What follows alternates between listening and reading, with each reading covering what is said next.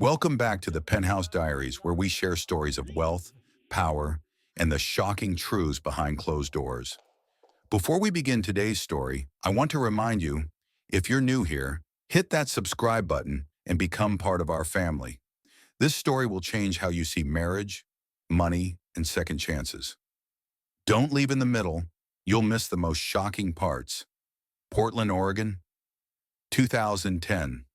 From the outside, Rachel and David Morrison had everything. A beautiful four-bedroom house with perfectly trimmed hedges, two luxury cars in the driveway, two adorable children, Christopher, just 2 years old, and baby Nicole, only 6 months. The kind of life people post on social media to make others jealous. But tonight, as Rachel served dinner in their spotless kitchen, something was different. David, I've been thinking, Rachel said, placing his plate in front of him. Nicole starts daycare next month. I could finally go back to college, finish my degree. David didn't even look up from his phone. We've discussed this, Rachel. Who's going to manage the house? The kids? You want to pay someone to do what you should be doing? Rachel felt her stomach tighten.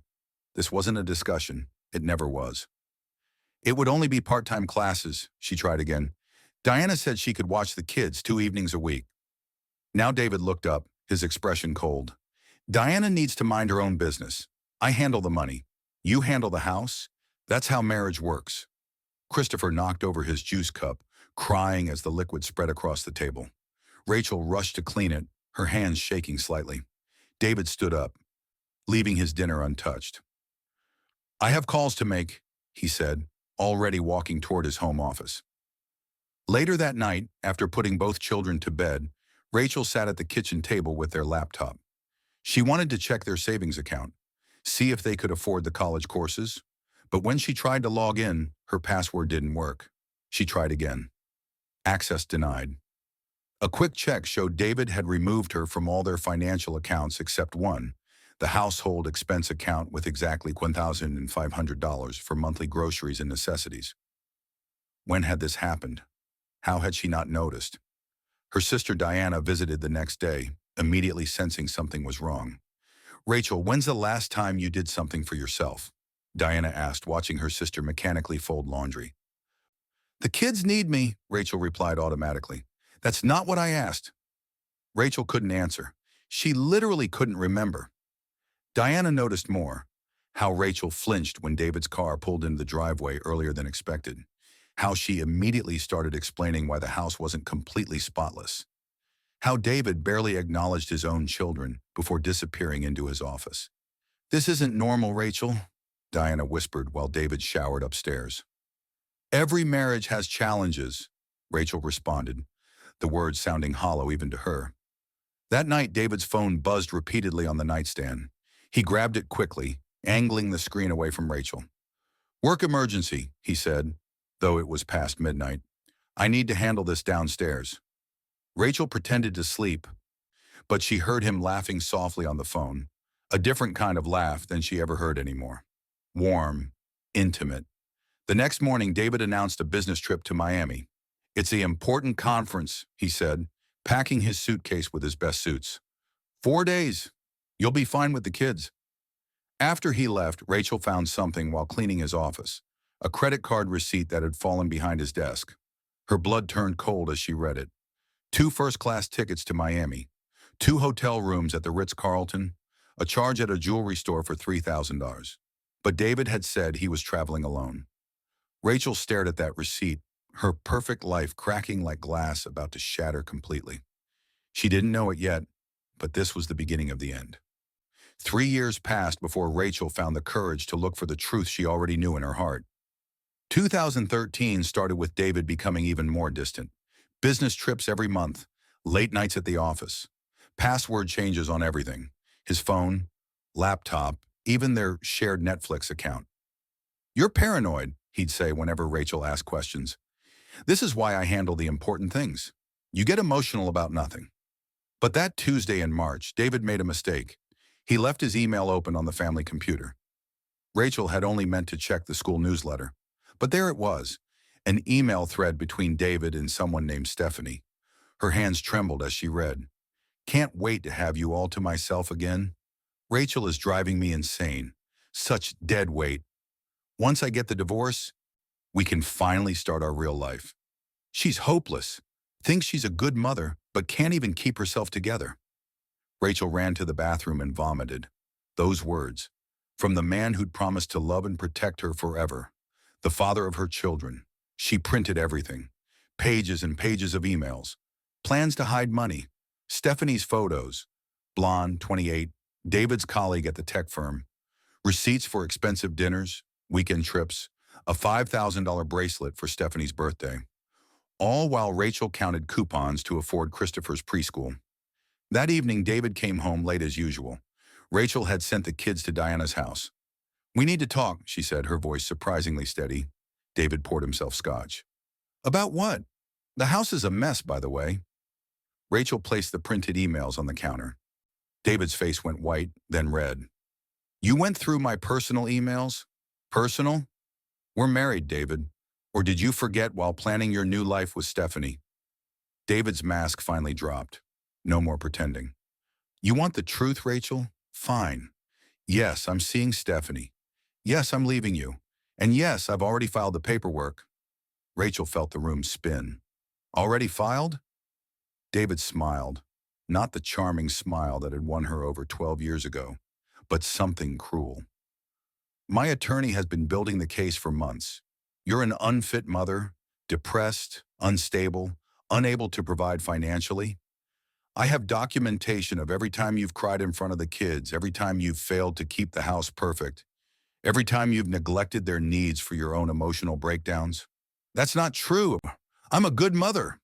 "Prove it." "Oh, wait, you can't, because I control all the records, the bank accounts, the credit cards, even the pediatrician bills are in my name only." Rachel's legs gave out. She slumped into a kitchen chair. "The kids," she whispered. "I'll get primary custody," David said matter-of-factly. "You'll get supervised visits. Maybe, if you behave." "You can't do this. Watch me. I've moved most of our money already. Investments you never knew about. Accounts you can't touch. Your lawyer, if you can even afford one, will find breadcrumbs." Rachel called Diana at 2 a.m., sobbing so hard she could barely speak. "He planned everything," Rachel gasped. "He's been setting this up for years. I have nothing. I am nothing." Diana drove over immediately, holding her sister as she shook. "You're not nothing. You're a mother. A fighter. We'll figure this out." But when Rachel checked their joint bank account the next morning, it had $340 left. David had cleaned it out legally, his lawyer arguing it was for business investments. Her credit cards, canceled. The car, in David's name only. Even her cell phone was on his corporate account. She had 2 young children, no job history in a decade, no savings, and a husband with unlimited resources determined to destroy her. David moved out that weekend, taking everything valuable. Before leaving, he stood in the doorway and delivered his final blow. "Who's going to want a 32-year-old woman with 2 kids and no career? Good luck surviving without me." The door slammed, leaving Rachel in an empty house that was never really hers. March 15, 2014, the day Rachel Morrison's old life officially ended. She stood outside the Portland courthouse in her only professional outfit, a black suit she'd bought at a thrift store for $15. Her legal aid attorney, Patricia, squeezed her shoulder. "Remember, keep your composure. Judges notice everything," Patricia whispered. Rachel nodded, though her entire body felt numb. 18 months of legal battles had drained her completely. 18 months of David's attorney attacking her character, questioning her mental state, documenting every perceived flaw. They walked through the courthouse doors and Rachel's heart stopped. David stood by the elevator with Stephanie. Both wore designer suits that probably cost more than Rachel had spent on food all year. Stephanie's diamond earrings caught the light, earrings Rachel recognized from the credit card statements. David saw Rachel and smiled. Not kindly. He whispered something to Stephanie, who laughed, covering her mouth with perfectly manicured fingers. The courtroom felt suffocating. Judge Harrison reviewed the final settlement with clinical detachment. Child support set at $100 and $200 monthly for both children. Alimony of $500 monthly for 2 years. Joint custody with primary residence to remain with Ms. Morrison. Rachel wanted to cry with relief. She'd kept her children. That's all that mattered. The marital assets have been divided according to the agreement, the judge continued. The house will be sold, proceeds split after debt payments. Patricia had warned her, after the mortgage and David's business loans were paid, Rachel would get maybe $5,000 from the house sale. David had structured everything perfectly. Does anyone have anything to add before I finalize this decree? Judge Harrison asked. Silence. Then by the power vested in me by the state of Oregon, I declare this marriage dissolved. The gavel struck. Just like that, 12 years erased. In the hallway afterward, Rachel tried to avoid David and Stephanie, but they intercepted her by the water fountain. Rachel, David called out, loud enough for everyone nearby to hear. She turned, forcing herself to meet his eyes. David laughed, a sound that would haunt her for years. Cold, mocking, designed to hurt. You don't deserve my love, he said, each word deliberate and cutting. Never did. I hope you find someone desperate enough to take you off my hands. God knows you're not going to amount to anything on your own. Stephanie laughed beside him, linking her arm through his. Come on, baby. We have reservations. People in the hallway stared, some with pity, others with secondhand embarrassment. A few quickly looked away, uncomfortable with witnessing such cruelty. Rachel's face burned. Her hands shook. Patricia grabbed her arm, steadying her. Don't give him the satisfaction, Patricia whispered. But David wasn't finished. Oh, and Rachel, I already introduced Stephanie to the kids. They call her Miss Steefy. They seem happier with her than they ever were with you. Rachel felt something break inside her chest. Not her heart, that was already destroyed. Something deeper, her very sense of self. She rushed to the bathroom, Patricia following. Rachel collapsed against the sink, gasping for air. I can't do this, Rachel sobbed. He's right, I'm nothing. I have nothing. Patricia handed her tissues. That's what he wants you to believe. Rachel looked at herself in the mirror. Hollow eyes, thin face from months of eating only when the kids weren't looking, saving every penny. This broken woman staring back. Was this all she'd ever be? Then Christopher's face flashed in her mind. Nicole's laugh echoed in her memory. No. Rachel straightened her shoulders. She wiped her face. She looked at that broken woman in the mirror and made a promise. I'll show you what I'm worth, she whispered to her reflection. I'll show everyone. Patricia smiled. There she is. The fighter I knew was in there. They walked out of that courthouse with Rachel's head held high. She didn't know how she'd do it, but she would rise from these ashes. David had just made the biggest mistake of his life. He'd underestimated a mother's rage. April 2014. Rachel's first day at her new job. Portland Community Assistance Foundation. Receptionist position. $28,000 a year. Welcome aboard, said Janet, the office manager. It's not glamorous, but we help people rebuild their lives here. Rachel almost laughed at the irony. She needed rebuilding more than anyone. That first month, Rachel developed a routine that would have killed a weaker person. Wake at 5 a.m., get kids ready, drop them at Diana's, work 8 to 5, pick up kids, make dinner from whatever was on sale, homework with Christopher, bedtime stories. Then after they slept, online community college courses until 2 a.m., business administration, because David said she'd never understand money. The child support came late that first month, then not at all the second month. Rachel called David's attorney. Mr. Morrison is experiencing temporary cash flow issues, the attorney said smoothly. He'll resume payments when possible. Cash flow issues, while posting photos from Cabo with Stephanie. Rachel stood in the grocery store with Christopher and Nicole, calculator in hand. $47 to last the week. Milk or juice? Bread or cereal? Christopher wanted fruit snacks. Nicole needed diapers. Mommy, why are you crying? Christopher asked. I'm not, baby. Just tired. She bought the diapers and bread, skipped lunch all week so the kids could have fruit. 6 months in, Rachel had lost 20 pounds she couldn't afford to lose, but she'd also gotten her first promotion. Janet noticed Rachel had reorganized the entire filing system, created a donor database, and increased phone donations by 30% just by being genuinely kind to callers. "Your management material," Janet said. "I'm making you assistant operations coordinator." The raise, $8,000 more annually. Rachel cried in the bathroom from gratitude. Year 2 brought bigger challenges. David started dating a 23-year-old Instagram model named Brittany. He filed for custody modification, claiming Rachel's work and school schedule proved neglect. "Mommy, why doesn't Daddy love us anymore?" Nicole asked one night. Rachel held her daughter close. "Daddy loves you differently now, but Mommy's love is forever." The custody battle cost Rachel $3,000 she didn't have. Patricia worked mostly pro bono, but court fees were unavoidable. Rachel sold everything valuable, her wedding ring, her grandmother's necklace, even her car, buying a 15-year-old Honda that barely ran. But she won. The judge saw through David's manipulation. That's when the real transformation began. Rachel started studying harder, not just for grades, but for knowledge. Financial literacy, investment strategies, business development. She watched YouTube tutorials on negotiation, leadership, public speaking. At work, she implemented new systems that increased donations by 45%. She organized fundraising events that brought in 6 figures. The board noticed. "We're promoting you to operations director," Janet announced in late 2016. "Salary, $72,000. Rachel nearly fainted. More money than she'd ever controlled in her life. Meanwhile, David's perfect life started cracking. Brittany left him for a professional athlete. The tech firm downsized, cutting his bonuses.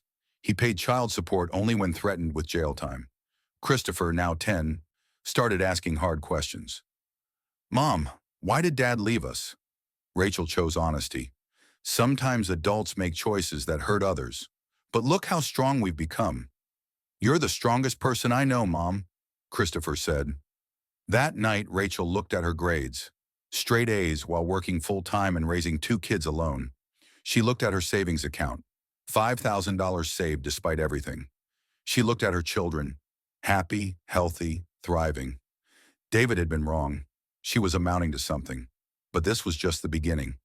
At a networking event in December 2016, Rachel met someone who would change everything.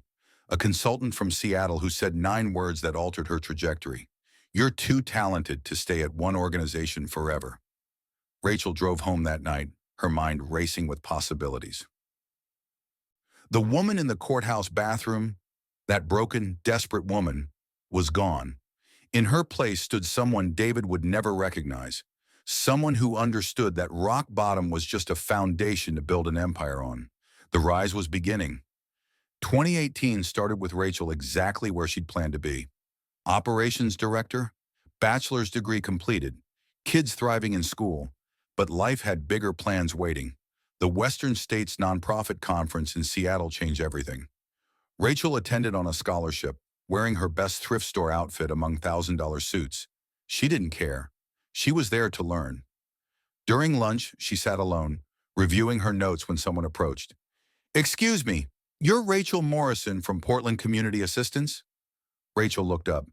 A woman in her 40s with confident energy stood there. "I'm Lisa, Apex Consulting Group. Your fundraising model? We've been studying it. You increased donations 400% in 2 years with zero budget increase. How?" Rachel explained her systems, her authentic approach to donor relations, her strategic restructuring. Lisa listened intently, occasionally taking notes. "We're looking for someone exactly like you," Lisa said. "Apex needs a new strategic operations manager. Salary starts at $95,000. Rachel's coffee cup rattled against the saucer. "95? Plus bonuses. Performance-based, could reach 120. That night, Rachel called Diana. "But you love your current job," Diana said. "I do, but Christopher starts high school in 4 years. Nicole needs braces. And David hasn't paid support in 3 months. Then you know what to do." The decision tortured Rachel. Janet had given her a chance when nobody else would. But Christopher settled it. "Mom," he said one evening, now 12 and wise beyond his years, "you always tell us to grow. Maybe it's your turn." Rachel accepted the position. David responded by filing for financial modification, claiming Rachel's new salary meant she didn't need support. The legal battle cost another $4,000.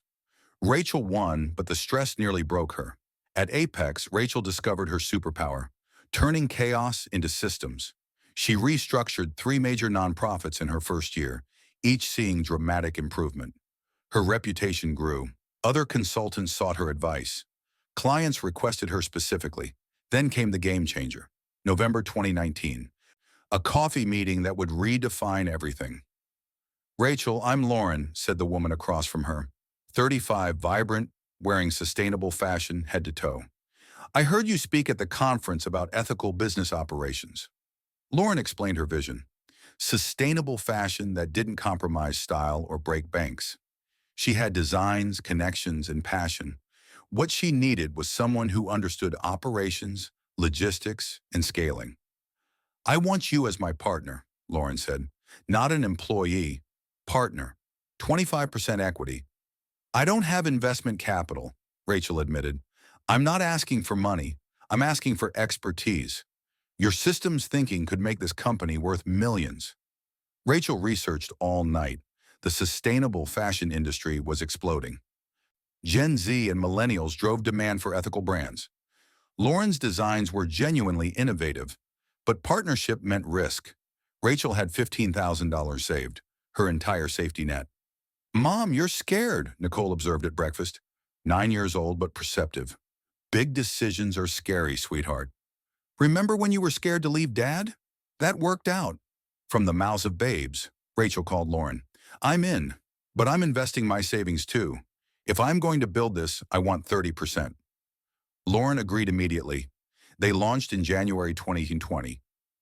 Perfect timing. Just as the world shifted online, their direct-to-consumer model thrived. Rachel's systems handled sudden growth seamlessly. Her vendor relationships cut costs by 40%. Her customer service approach created fanatic loyalty. By December 2020, they'd hit $10 million in revenue. David, meanwhile, made his next mistake. He married Brittany's younger sister, Ashley, a 22-year-old aspiring actress. The wedding photos showed a man desperately grasping at youth while his own children weren't invited. Christopher, now 14, saw the photos online. "He replaced us," he said quietly. "No, baby," Rachel said, holding him. "He revealed who he always was. You were never replaceable. You're invaluable." That night, Rachel looked at her company's numbers. Her equity stake was worth approximately $3 million on paper.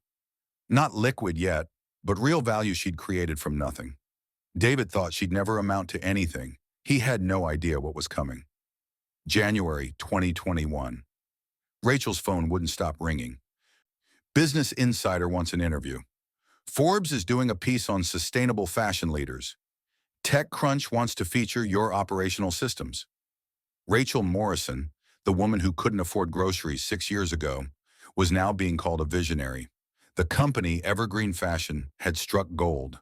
A celebrity wore their signature jacket on social media. Not sponsored, she'd bought it herself and loved it. The post went viral, 8 million views. Their website crashed from traffic. Rachel worked 70-hour weeks managing the explosion. New suppliers, expanded warehouses, customer service teams. But she thrived on it. Every challenge was proof of her capabilities. "We need investment," Lauren said during a board meeting. "Major retailers want us. We need capital to scale." The venture capital presentations were grueling. Rooms full of men questioning whether sustainable fashion was just a trend. Rachel responded with data, projections, and undeniable results. They secured $15 million in Series A funding. Company valuation, $40 million. Rachel's 30% stake was now worth $12 million.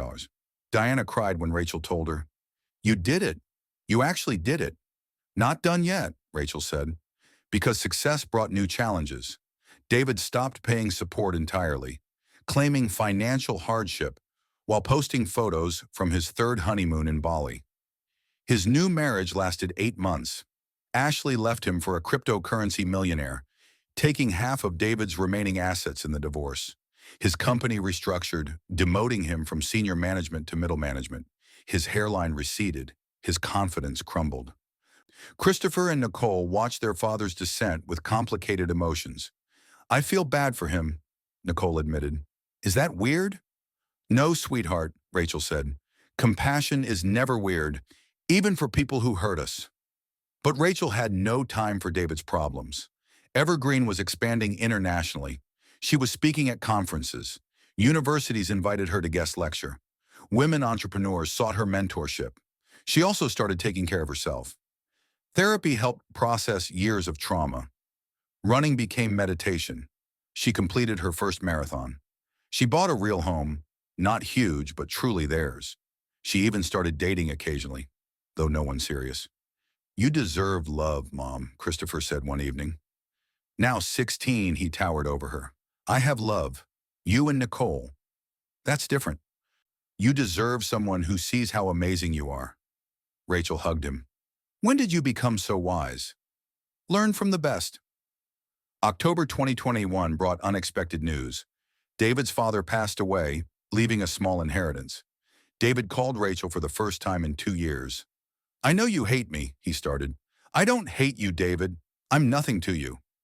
Silence. "I need a loan," he finally said. "Just temporarily. Ashley destroyed me financially." Rachel almost laughed. The audacity. "David, I'm not your safety net. I never was. You've made millions. The kids are my children too." "The kids you haven't seen in 18 months? The ones you didn't invite to your wedding? Those kids?" She hung up. That night, Rachel stood on her deck, looking at the Portland skyline. 7 years since that horrible day in the courthouse. She'd built an empire from ashes. Her children were proud of her. She was proud of herself. But the universe wasn't done with her story. An email arrived from the Global Sustainability Summit in San Francisco. "Ms. Morrison, we'd be honored if you'd speak at our conference. Other speakers include Gregory Ashford, the ethical investing pioneer, and several Fortune 500 CEOs. Gregory Ashford. Rachel had read every article about him. Self-made billionaire who invested only in companies that improved the world. 54, brilliant, and notoriously private. She accepted immediately. February 2022, San Francisco. Rachel prepared her presentation on sustainable supply chain innovation. She wore a suit from her own company's professional line, perfectly tailored, ethically made, and radiating confidence. She had no idea that in 3 hours, she'd meet someone who would see her not as an ex-wife, not as a survivor, not even as a success story, but as an equal. The next chapter of her life was about to begin, and this time, she was writing it herself. February 2022, San Francisco's Moscone Center buzzed with the world's most influential sustainability leaders. Rachel had just finished her presentation on ethical supply chain innovation. The audience of CEOs and investors had given her a standing ovation. As she walked off stage, her hands still trembling from adrenaline, she headed straight for the coffee station. "That was remarkable," said a voice behind her. Rachel turned. A man in his 50s stood there, tall and composed with gray temples and intelligent eyes. She recognized him immediately. Gregory Ashford. "Your approach to vendor partnerships," he continued, "it's revolutionary. Most companies treat suppliers as adversaries. You've made them allies." "Thank you, Mr. Ashford. Your work in ethical investing inspired our entire funding strategy." "Gregory, please. And you've exceeded anything I've advised. May I ask, how did you develop this philosophy?" They talked for 3 hours, not about wealth or success, but about systems, values, and the responsibility of business to improve lives. Gregory challenged her assumptions. Rachel challenged his right back. Neither had experienced such intellectual electricity in years. "I need to catch my flight," Rachel finally said, checking her watch. "Portland, right? I'm heading there next month for a renewable energy conference. Would you consider dinner? I'd love to continue this conversation." Rachel hesitated. She'd been approached by successful men before. They usually wanted arm candy or ego validation. "Just business discussion?" she asked directly. Gregory smiled. "I'm interested in your mind, Miss Morrison. Everything else is secondary." 3 weeks later, Gregory arrived in Portland. True to his word, dinner focused on business philosophy and ethical scaling. But something deeper developed. Mutual respect between equals. "You've built something extraordinary," Gregory said over coffee. "Not just the company, yourself." "Everyone loves a comeback story," Rachel deflected. "No, this isn't about comeback. It's about becoming. You became who you were always capable of being. Gregory began visiting Portland monthly. He met Christopher and Nicole, discussing Christopher's interest in engineering and Nicole's passion for environmental science. He never tried to parent them, instead engaging as a mentor and friend. He's different, Christopher told Rachel after Gregory helped him with a robotics project. He actually listens. Rachel's walls slowly lowered. Gregory had been in a long partnership that ended amicably years ago. His adult children lived fulfilled lives. He'd built his fortune through discipline and vision, not inheritance or luck. "Why aren't you married?" Rachel asked one evening, her directness catching him off guard. "Never found someone who was building their own empire. Not looking to live in mine," he answered honestly. "Until now." But Rachel wasn't ready for romance. The wounds from David ran deep. Gregory understood. "I'm not going anywhere," he said simply. "Take whatever time you need." Months passed. Gregory became part of their rhythm. Video calls about business, visits when possible, genuine friendship without pressure. He invested in Evergreen, not as a favor, but because the numbers made sense. His network opened doors Rachel couldn't have accessed alone. David heard about Gregory through mutual connections. He called Rachel, furious. "A billionaire? You're gold digging now?" "David, I'm worth $12 million myself. I don't need anyone's gold." "He's using you." Rachel almost pitied him. "Not everyone thinks like you do." December 2022. Rachel attended Gregory's Foundation Gala in San Francisco. She wore a midnight blue gown from her own company's new formal line. When Gregory saw her, his usual composure cracked. "You're breathtaking," he said softly. "Gregory, I know I'm not pushing, but you should know. You've changed my perspective on everything." That night, Rachel realized something had shifted. She wasn't looking at Gregory as a business connection or even a friend. She was seeing a true partner, someone who celebrated her strength rather than fearing it. On the flight home, she made a decision.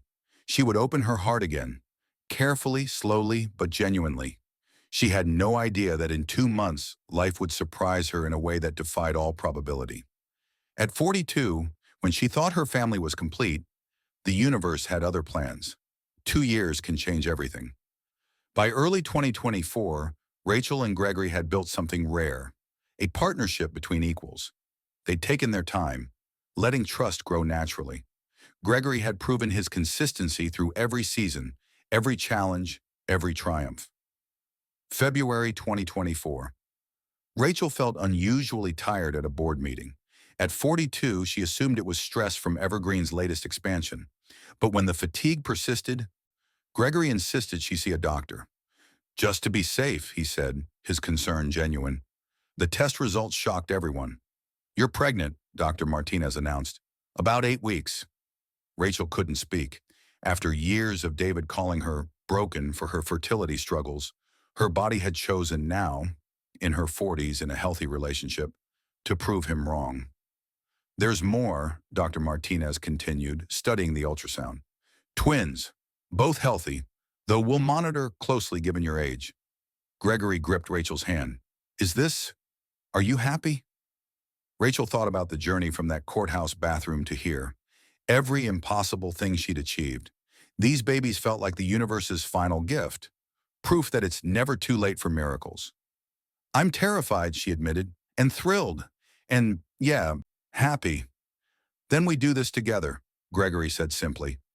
Christopher, now 19 and home from MIT for spring break, took the news with characteristic maturity. "You've been with Gregory 2 years. He's good to you." "To us. This makes sense, Mom." Nicole, 17 and preparing for college applications, was more emotional. "Babies? At your age? Mom, that's incredible. And insane. And wonderful." The pregnancy challenged Rachel physically but never slowed her mentally. She negotiated Evergreen's biggest retail partnership while experiencing morning sickness. She launched their maternity line during her second trimester, becoming her own best advertisement. Gregory relocated his main office to Portland, refusing to let Rachel handle anything alone. He read every pregnancy book, attended every appointment, and never once suggested she reduce her professional commitments. "You're not fragile," he said when others questioned her schedule. You're powerful. Pregnancy doesn't change that. David heard through mutual acquaintances. His reaction was predictable. A furious email about Rachel replacing their children. Christopher intercepted it before Rachel saw it. He's not worth your energy, Christopher told his mother. Focus on the future, not the past. September 2024. The twins arrived, Alexander and Stephen, healthy and perfect. Rachel, exhausted but euphoric, held her newborns while Gregory looked at her with absolute awe. You've done the impossible again, he whispered. In the quiet hospital room, while the twins slept, Gregory spoke words Rachel had stopped believing she'd hear. Rachel Morrison, you've rebuilt yourself from ashes. You've raised amazing children. You've created an empire. You've shown me what true strength looks like. I don't need you to complete me. We're both already complete. But I want to officially merge our empires. Will you marry me? Rachel looked at this man who'd waited patiently for her walls to come down, who celebrated her success rather than fearing it, who saw her as an equal in every way. Yes, she said through tears. Absolutely yes. They married quietly the following month, just family and closest friends. Christopher walked her down the aisle. Nicole stood as maid of honor. Gregory's adult children held the twins. The ceremony was simple, genuine, perfect. Gregory's wedding toast moved everyone. Rachel didn't need rescue. She'd already rescued herself. She didn't need provision. She'd built her own fortune. What we have is two complete people choosing to create something greater. That's not dependency. That's true partnership. David wasn't invited naturally. His life had continued its downward trajectory. Third divorce finalized, demoted to entry level at work, 51 and starting over with nothing. Rachel felt no satisfaction in his downfall.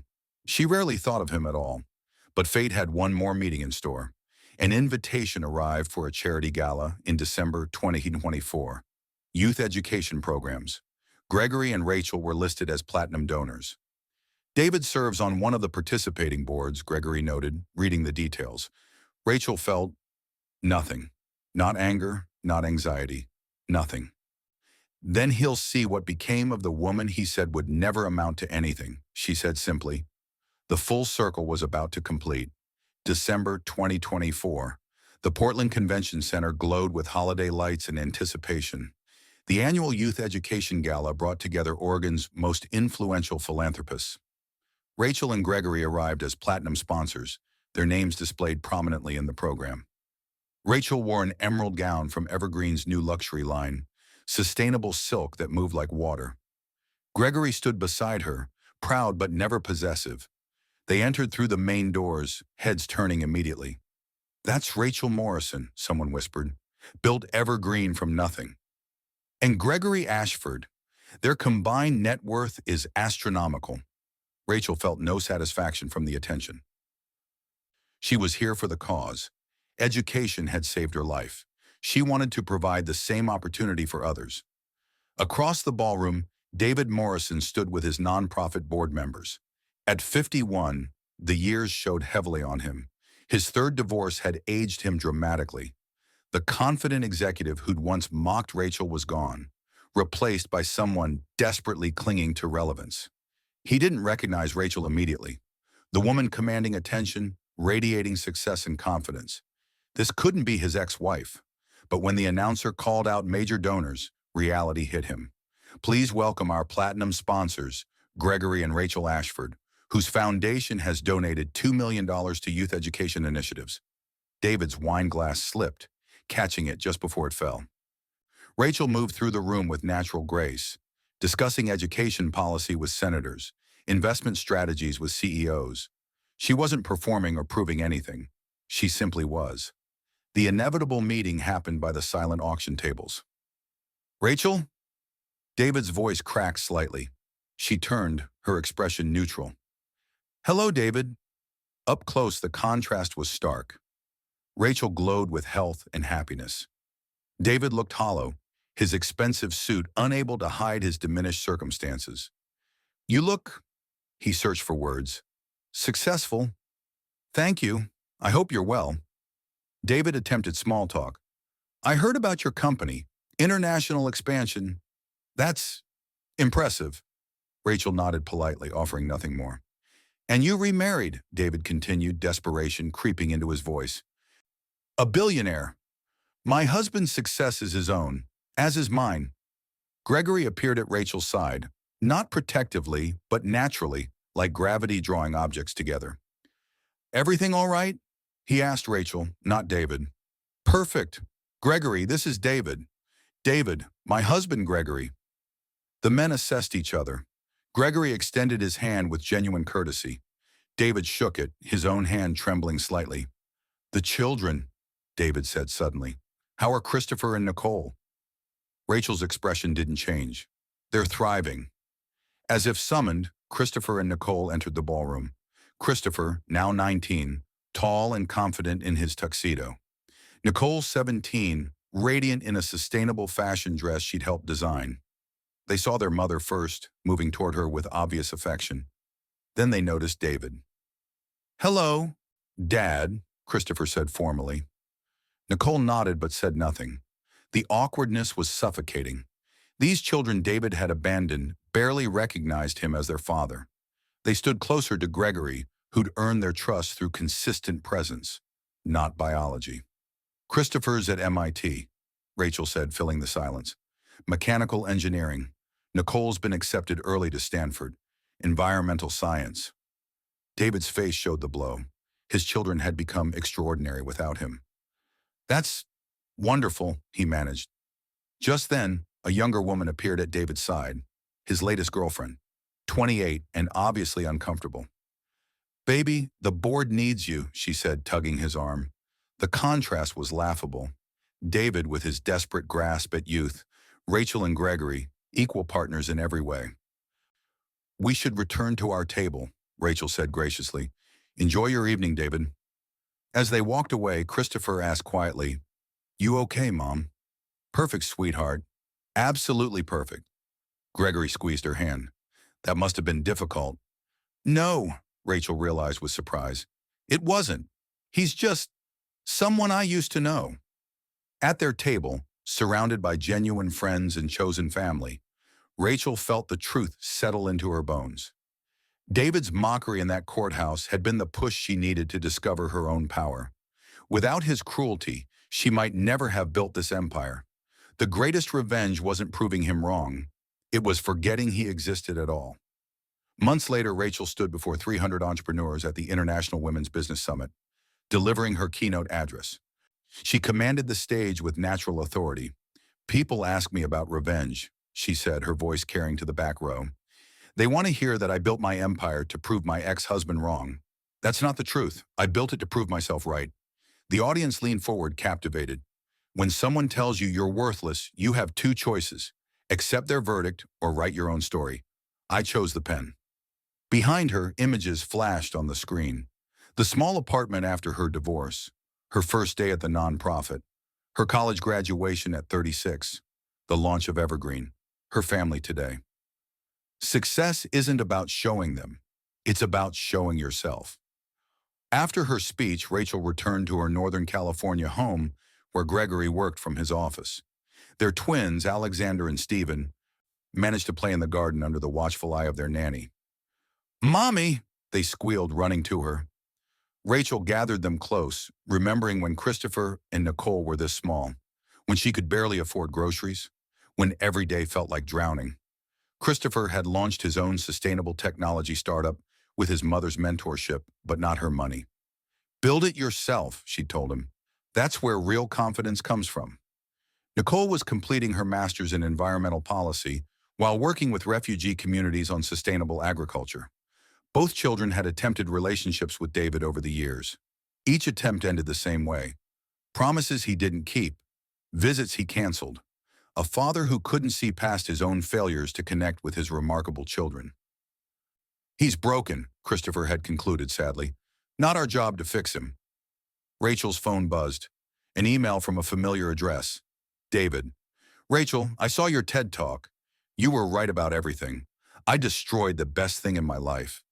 I'm in therapy now, trying to understand why. I don't expect forgiveness. I just wanted you to know. You became everything I was too small to imagine. The children we created together are extraordinary because of you, not despite me.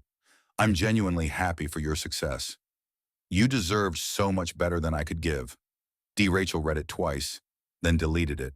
Not from anger, from completion. Gregory found her on the terrace that evening, watching the sunset. Peaceful, he asked, settling beside her. Completely. They sat in comfortable silence, the kind only true partners share. Any regrets? Gregory asked. Rachel considered the question. The pain of those early years had forged her into steel. The struggle had revealed strength she never knew existed. Even David's cruelty had served its purpose, showing her exactly who she refused to be. None, she said honestly.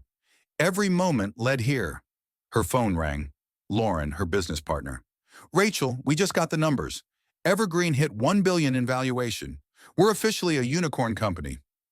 Rachel smiled but felt no need to celebrate wildly.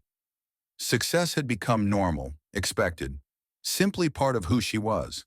That night, she tucked the twins into bed. Mommy, will you tell us the story? Stephen asked. Which story, sweetheart? About the woman who built castles from stones. Rachel smiled. She'd created a fairy tale version of her journey for them, age-appropriate but truthful. Once upon a time, a woman was told she was nothing special, but instead of believing it, she decided to build something special. Stone by stone, day by day, she built a castle that touched the clouds. Was she a princess? Alexander asked. No, baby. She was better. She was a builder, and builders create their own kingdoms. Later, standing in her home office, Rachel looked at her accomplishments. Awards, magazine covers, photos with world leaders. But the image that mattered most was simple. Her family at last Christmas, laughing together. David had been wrong about everything. She hadn't needed anyone to love her. She'd learned to love herself. And that love had attracted everything else. Success, partnership, peace. The woman in the courthouse bathroom was gone. In her place stood an empire. Thank you for watching the Penthouse Diaries. If this story touched you, share it with someone who needs to hear it. Subscribe for more stories of triumph over adversity. Remember, your beginning doesn't determine your ending. You write that yourself.